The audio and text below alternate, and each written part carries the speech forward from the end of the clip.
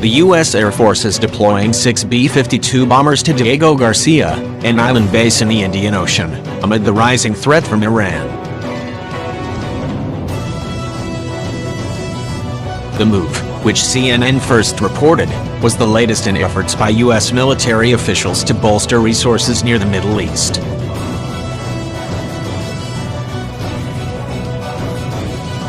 The B-52 bombers reportedly were spotted departing from Barksdale Air Force Base in Louisiana to Diego Garcia, which is located 2,300 miles south of Iran's southernmost tip.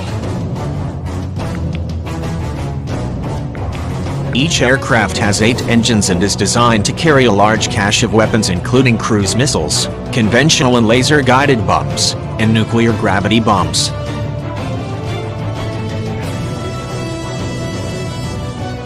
The U.S. military previously had sent a bomber task force to Qatar in May, but the bombers left after a few months, a U.S. defense official said.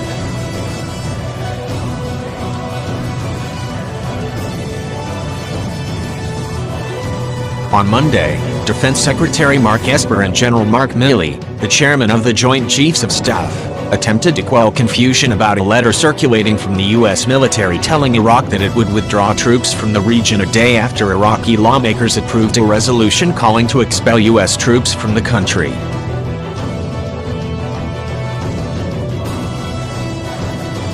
Both Esper and Milley called the unsigned letter a mistake and said the U.S. had no intention of withdrawing troops from the Middle East as tensions ramped up. The airbase on Diego Garcia, part of America's sprawling military outpost in British Indian Ocean territory, was once a bustling hub of bomber and tanker activity during the years that followed the beginning of Operation Enduring Freedom and Operation Iraqi Freedom.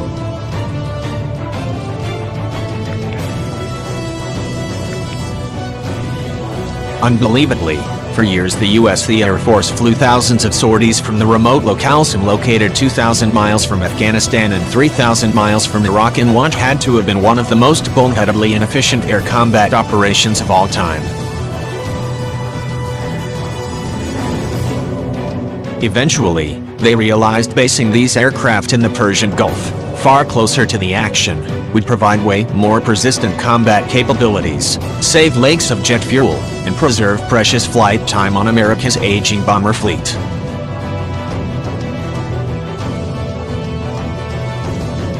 Now, after its apron stood largely empty aside from the regular logistical and sporadic global air power flights, American bombers are heading back to the Atoll, and for good reason. It's out of reach of Iranian ballistic missiles.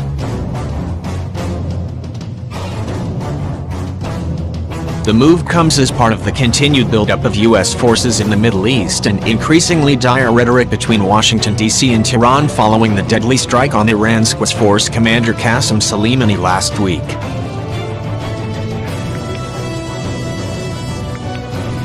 Here's the reality, folks. Iran has throngs of ballistic missiles, many of which are extremely hard to target as they are road mobile or hidden literally inside highly fortified mountain fortresses.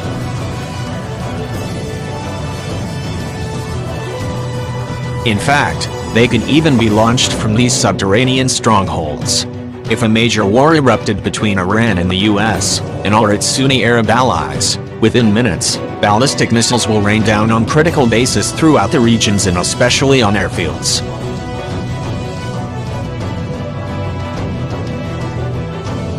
Yes, there are some missile defense capabilities in place in the region, and more are coming in the future, but none have anywhere near the ability to repulse the varied and plentiful barrages Iran can put up on relatively short notice.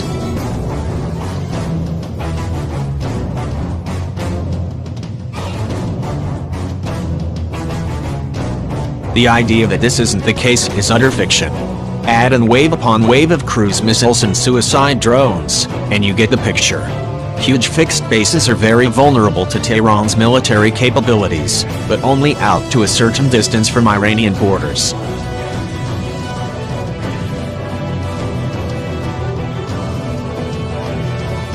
The graphic below is from the Pentagon's latest missile defense review. Note, Diego Garcia is outside the reach of even Iran's longest-range missiles. No other U.S. base set up to sustain bomber operations is closer to Iran than Diego Garcia.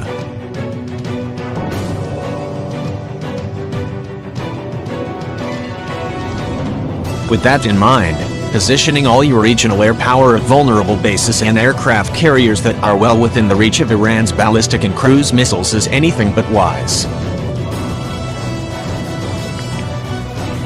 So, it seems, the Pentagon leveraged Diego Garcia once again to provide not just a ready force of bombers that can launch dozens of stealthy cruise missiles at Iran's most heavily defended targets and air defenses if called upon, but also one that can do so if Iran neuters American air power in the Persian Gulf region, even if just temporarily, due to a missile onslaught. Such an Iranian offensive could come after a conflict kicks off or as the first strike.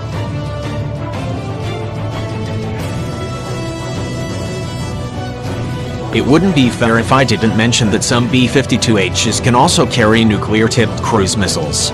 It really isn't relevant to the tactical picture when it comes to Iran, but it is to the strategic one. It is a glaring reminder to Tehran that the US could do horrific amounts of damage with a single cruise missile volley if it wanted. It is well assumed that Diego Garcia is configured to handle nuclear weapons, unlike the Persian Gulf bases.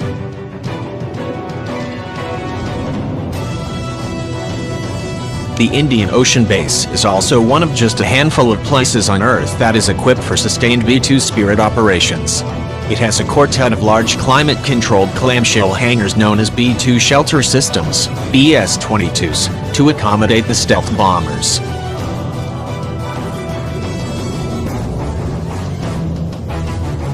Sustained operations out of Diego Garcia would be necessary if a major conflict with Iran broke out, even just for one significant reason.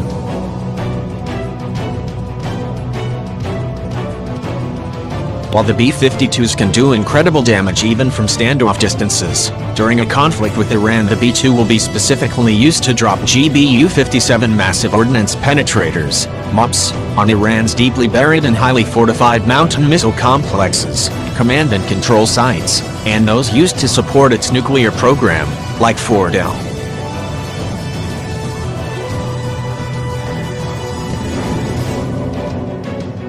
The 40,000-pound weapon, which the B-2 can carry two of, was specially designed and continues to be upgraded for this exact task and with Iran in mind.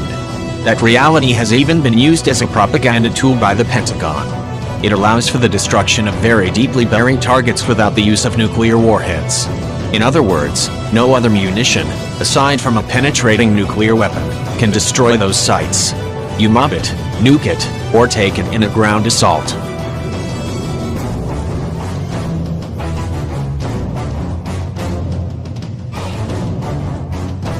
There have been no reports of B-2s being forward deployed just yet, and we may never get an official acknowledgement of such a move like we did with the B-52s. But if war were to break out, the B-2s would very likely use Diego Garcia at least as a forward arming, refueling, and maintenance point.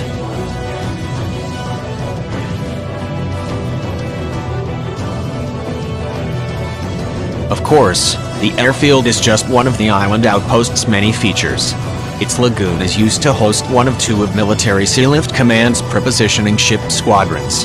A small armada of cargo vessels sits idle in the lagoon, loaded with munitions and equipment, ready to respond to a crisis on short notice.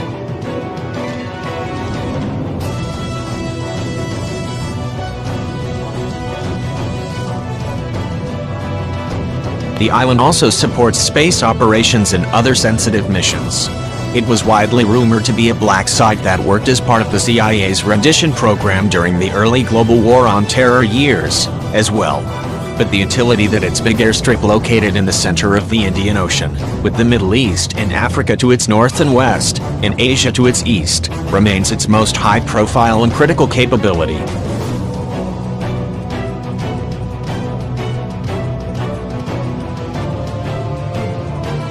The fact that 6 B-52Hs are headed there during the worst crisis with Iran in half a century is another reminder of that fact.